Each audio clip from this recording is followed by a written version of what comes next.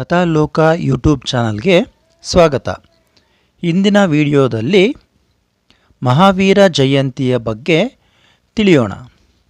ಮಹಾವೀರ ಅಥವಾ ವರ್ಧಮಾನ ಮಹಾವೀರ ಕ್ರಿಸ್ತಪೂರ್ವ 599ರಿಂದ 527 ಜೈನ ಧರ್ಮದ 24ನೇ ಕೊನೆಯ ತೀರ್ಥಂಕರರು ಹಾಗೂ ಈ ಧರ್ಮದ ಪ್ರಮುಖ ಸಿದ್ಧಾಂತಗಳ ಪ್ರಚಾರಕರು.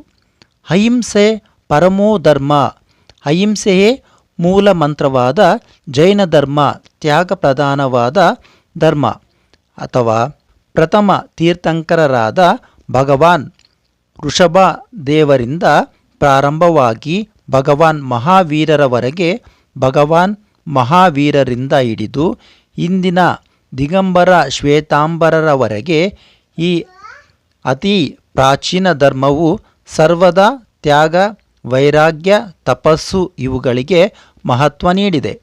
ಇಂದಿನ ಆಧುನಿಕ ಯುಗದಲ್ಲಿಯೂ ನಿಷ್ಠೆಯಿಂದ ತಪಸ್ಸಿನಲ್ಲಿ ನಿರತರಾದ ಜೈನ ಮುನಿಗಳನ್ನು, ಶ್ವೇತಾಂಬರರನ್ನು ಕಾಣಬಹುದು.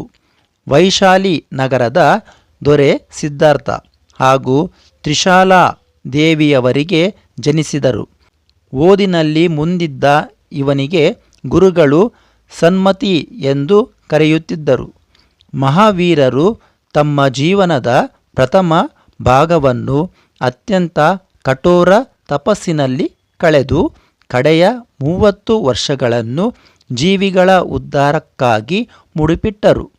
ಶ್ರದ್ಧಾಸಂಪನ್ನರೂ ಸಾಧನಾಪ್ರಿಯರೂ ಆದ ಅನೇಕ ಶಿಷ್ಯರ ಜೀವನಗಳನ್ನು ಕಮಲದ ಹೂವಿನಂತೆ ಅರಳಿಸಿದರು.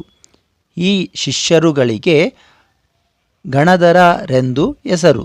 ಮಹಾವೀರರ ಉಪದೇಶಗಳು ಮತ್ತೆಲ್ಲ ಪ್ರವಾದಿಗಳ ಉಪದೇಶಗಳಂತೆಯೇ ಸಹಜಗಮ್ಯ, ಸರಳ ಮತ್ತು ಪರಿಪೂರ್ಣ.